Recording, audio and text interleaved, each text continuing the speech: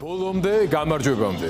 ასე ქვია აქციას, რომელიც დღეს დაიგეგმა და რესპუბლიკის მოედნიდან მსვლელობა გაიმართება ახლა პარლამენტის მიმართულებით დაიძრა ეს აქცია ჩვენ ახლა ვხედავთ ჩვენ რა თქმა უნდა დეტალურ რეპორტაჟს პირდაპირ ჩართვას აქციიდან შემოგთავაზებთ მთელი გადაცემის მსვლელობის განმავლობაში პარალელურად თვალი გვექნება რუსთაველის გამზირისკენ მიპყრობილი სადაც შეკრებილია ჩვენი საზოგადოების ის ნაწილი რომელმაც დღეს მოახერხა მივიდა საკმაოდ მრავალრიცხოვანია თავიდანვე შეგვიძლია ვთქვათ ეს აქცია მიუხედავად უამინდობისა ვერც უამინდობა ვერც დრაკონული კანონმდებლობა ჩვენ ვხედავთ რომ ქართული საზოგადოების ტოლობას თავისუფლებისკენ ვერ აჩერებს. ამაზე ყველაფერზე დეტალურად გვექნება დღეს საუბარი 26 ოქტომბრის დროებაში. მე ჟურნალისტი გიორგი თარგამაძე ვარ და ტრადიციულად ფორმულაზე წარმოგიდგენთ დროების დღევანდელ გამოშვებას. და მიუხედავად იმისა რომ ფორმულას ორმა თანამშრომელმა ვახო სანაიამ და ქეთა ციცქიშვილმა საპატიმრო დატოვეს ჩვენი 4 კოლეგა კვლავ პატიმრობაშია. კოლეგა მხედველობაში მყავს ჩვენი არხის თანამშრომელი, თორე ჩვენი კოლეგები მრავლად არიან ახლა საპატიმროებში. მათ შორის არხის დამფუძნებელი რეჟისორი გიორგი ლიფონავა, ფორმულას ციფრული პლატფორმის ჟურნალისტი ცირა ჟვანია, რომელსაც გაუგებარი მიზეზების გამო 10 დღე მიუსაჯეს ახალგაზრდა გოგონას 22 წლის ჟურნალის. ფორმულას გადაცემა შუადღის თანაწამყვანი გამომცემლობა ინტელექტის მთავარი რედაქტორი ზვიად კვარაცხელია და გუშინ დაკავებული დროების ოპერატორი ნიკა პატარაია. ახლაც იზოლატორებში იმყოფებიან. ნიკას მიერ გადაღებული მასალებით იქნება გაჯერებული ჩვენი სიუჟეტები, რომელიც დღეს დროების მაყურებლისთვის მოვამზადებ. თუმცა ნიკა ამას ვერ ნახავს, რადგან იზოლატორებში ვიცით რომ ზოგან საერთო ტელევიზორის ყურების საშუალება არ აქვს და ზოგან 1 საათს აძლევენ მთელი დღის ახალი ამბების სანახავად. ისევე როგორც ათეულობით თავისუფლებისთვის მებრძოლი ახლა პატიმრობაშია სხვადასხვა პროფესიის საუკეთესო წარმომადგენელი და ასეთია დღევანდელი საქართველო 1 წლის თავზე 2024 წლის მიტაცებული არჩევნებიდან. 1 წელი მიტაცებული არჩევნებიდან და მძიმე რეალობა, რომელშიც საქართველო ოცნების აჩქარებული ავტორიტარიზმის პირობებში აღმოჩნდა. ბოლო 1 წლის განმავლობაში მდგომარეობა დრამატულად გაუარესდა. რეჟიმმა ციხეები უდანაშაულო ადამიანებით გადაავსო. მიიღო რუსული სტილის დრაკონული კანონები და საფრთხის წინაშე დააყენა ისტორიული მონაპოვარი, ვიზა ლიბერალიზაცია და ზოგადად ევროკავშირის წევრობის პერსპექტივა. ივანიშვილის პარტიამ, რომელიც აგვისტოს ომის დაწყებაში საქართველოს ადანაშაულებს და ოკუპანტს მტერს არ უწოდებს, ურთიერთობები გაწყვიტა ჩვენი ქვეყნის ნამდვილ ძლიერ გულშემატკივრებთან. უზურპატორს მტრად ყავს გამოცხადებული ევროკავშირი. ამერიკის შეერთებულ შტატებთან სტრატეგიული პარტნიორობა შეჩერებულია. თავის მხრივ შტატებს ბიძინა ივანიშვილი დასანქცირებული ყავს რუსეთის სასარგებლოდ საქართველოს დემოკრატიისთვის ძირის გამოთხრის გამო. საქართველოს მოქალაქეები რომ რუსული წესით მმართველობას არ შეეგუებიან და არ ეგუებიან, ამის დასტურია ის უწყვეტი აქციები, რომელიც ყოველდღიურად იმართება, რაც რეჟიმს დიდ დისკომფორტს უქმნის. დღესაც ჩვენ ვხედავთ, რომ აქცია მსვლელობა დაიგეგმა და მიმდინარეობს რესპუბლიკის მოედნიდან პარლამენტის მიმართულებით.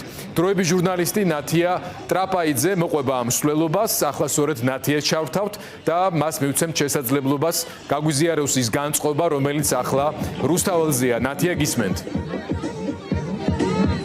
რუსთაველის გამზირზე თქვენ ახლა კადრში ხედავთ, რომ დაიწყო უკვე მსვლელობა, საორგანიზაციო საკითხები გვარდება, რომ ბანერი წინ რა თქმა უნდა ჩანდეს, რომელზეც არის წარწერა და დღევანდელი დღის მთავარი გზავნილი ბრძოლა ბოლომდე.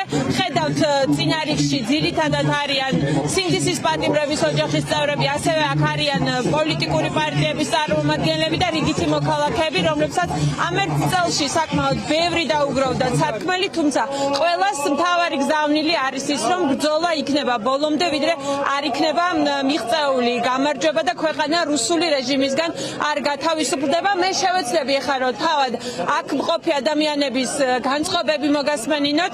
ხალბატონ მარინა, 1 წელი გავიდა გაყალბებული არჩევნებიდან, შარშან სწორედ 26 ოქტომბრის შემდეგ დაიწყო საქართველოში ყველაზე მძლავრი საპროტესტო ტალღა. ამ 1 წლის განმავლობაში რეჟიმმა ყველაფერი გააკეთა, რომ ეს პროტესტი ჩაეხშო. დღეს რა გაქვთ თქვენ სარქმელი რეჟიმისთვის? დღეს სათქმელი რა გვაქვს რეჟიმისთვის? რომ ჩატარდეს თავისუფალი ნორმალური არჩევნები, გაანთავისუფლონ ჩვენი სინდისის პატიმრები ციხეებიდან და ყველა პატიმრები გამოუშვან. აი ესა გვაქვს სათქმელი და დაუბრუნდნენ ისევ იმ ევროპულ მომავალს, რის გულისთვისაც მთელი წელიწადია ქუჩაში ვდგებართ ჩვენ და ვართ გამოსულები და ვაპროტესტებთ ამ ყველაფერს. დიდი მადლობა, ქალბატონ ცარო. თქვენ ერთი წელია ფაქტიურად ყველა საქართველოს მოქალაქეების დიდი ნაწილი არის ქუჩაში გამოსული პატიმრების გათავისუფლების მოთხოვნით და ახალი დემოკრატიული არჩევნების ჩატარების მოთხოვნით. მაგრამ ხედავთ როგორ იქცევა რეჟიმი. რის მიღწევა სურს ივანიშვილის გუნდს? რა თქმა უნდა, ივანიშვილის გუნდს წასვლა არ უნდა, ივანიშვილის გუნდს უნდა რომ შეგვაშინოს, დაგვაშინოს, მაგრამ ეს არ გამოუვათ, იმიტომ ჩვენ ყარად ვდგევართ, ჯიუტად ვდგევართ, ჩვენ შვილებს ციხეში არ დავტოვებთ და აუცილებლად ვიბრძოლებთ ბოლომდე და აუცილებლად გავიმარჯვებთ. დიდი მადლობა. ეს არის თქვენ მოისმინეთ განცხადებები სინდისის პატიმრების ოჯახის წევრების სათქმელი. ქალბატონი მარი, ერთი წელია უკვე საპროტესტო ტალღა მარი ქვეყანაში, მაგრამ რეჟიმი ცდილობს როგორმე ჩაახშოს ეს ტალღა, 1000 დრაკონული კანონი, რომელიც იქნა მიღებული, მაგრამ ხედავთ რომ მოქალაქეები მაინც ქუჩაში არიან. რა გაქვთ სათქმელი რეჟიმისთვის ამ საპროტესტო ტალღის დაწყების ერთი წლის თავზე? რაც არ უნდა მოიფიქრონ, რაც არ უნდა შეგვოჭრონ, რაც არ უნდა რამდენი რეპრესიები განახორციელოს, სხვას ვერაფერს ვერ ვიტყვი. მაინც ვერ ხვდებიან რომ არ ვშინდებით, არ ვიღლებით და ვიბრძვით და აქაც ამბანერზეც გვიწერია ბრძოლა გამარჯვებამდე.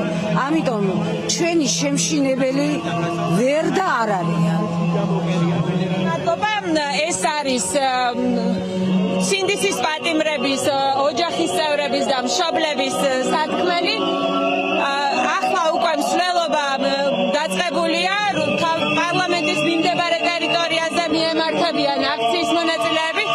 ქალბატონ ელენე, ერთი წელია უკვე ქუჩაში ადამიანები ითხოვენ პატიმრების გათავისუფლებას და ახალ არჩევნებს, მაგრამ რეჟიმი პირიქით ცდილობს რომ არათუ მოისმინოს საკუთარი საზოგადოების ხმა, შეასუსტოს და ჩაახშოს ეს პროტესტი. რა გაქვთ დღეს თქვენი სათქმელი? იცით, ამ პროტესტს უკვე ვეღარ ჩაახშობს რეჟიმი, იმიტომ რომ ყველაფერი გამოვცადეთ, მაგათი კანონებიც, მაგათი დაჭერებიც, სისხლიანი დეკემბერი, ნოემბერი, ისე რომ უკვე აღარაფერს გვეშინია, ვეღარაფერს შეგვაჩინებენ, იმედი არ ქონდეს არავის, რომ პროტესტი ჩახდება. არც ციხის გვეშინია, არც წამების, იმიტომ რომ ჩვენ შეგვაჩვენეს ყველაფერს და აუცილებლად ჩაინიშნება არჩევნები, აუცილებლად განთავისუფლდებიან პოლიტპატიმრები, გარდაუვალია ეს არის უკვე ჩაძირული გემის ბოლო კუდი დარჩენილი და ამას აუცილებლად მივახცევთ შვიდობიანად გავიმარჯვებთ და ბოლოში ჩვენ გავიმარჯვებთ განთავისუფლებიან პოლიტპატიმრები და მივიღებთ არჩევნებს და მშვიდობიან ცხოვრებას გავაგრძელებთ ისე როგორც ცხოვრობთ. ისე რომ აი ის იმედი არ ქონდეს, რანაირი კანონიც არ უნდა შემოვიდეს ჩვენს ეგრეთ წოდებულ მთავრობას, არაფრის იმედი არ ქონდეს, რომ ჩვენ რაღაცით შეგვაშინებენ. უკან დასახები აღარ გვაქვს და ფიზიკურად ვერ დავიხელთ უკან. უკან დასახები აქვთ მაგათ უამრავი ქონება, უამრავი ცხოვრება და ამიტომ თვითონვე დგანან კრიმინალებზე და ეს კრიმინალები ისევ მაგათ მოუბრუნდებიან, ამიტომ გონს მოეგონ და ჯობია ის ქონება რაც აქვს შეინარჩუნონ მშვიდობიანად ჩვენთან ერთად. მსვლელობა მიემართება პარლამენტის მიმდებარე ტერიტორიაზე, იქ სადაც ამ ერთი წლის განმავლობაში თითქმის ყოველდღურად იკრიბებიან საქართველოს მოქალაქეები, ისინი რომლებიც რეჟიმს ეუბნებიან რომ არ ეშინიათ და იგრძელებენ ბოლომდე იქამდე, ვიდრე არ იქნება მოთხოვნები შესრულებული. მოთხოვნა კი ამ ერთი წლის განმავლობაში იყო 2 პატიმრების გათავისუფლება და ახალი დემოკრატიული არჩევნების ჩატარება. ჩვენ და მე დაგიტოვებთ კადრს ეთერში და ცოტა ხანში ისევ შემოგიერთებთ. მადლობა ნათია ტრაპაიძეს, მადლობა ყველა იმ ადამიანს, რომელიც ახლა რუსთაველზეა.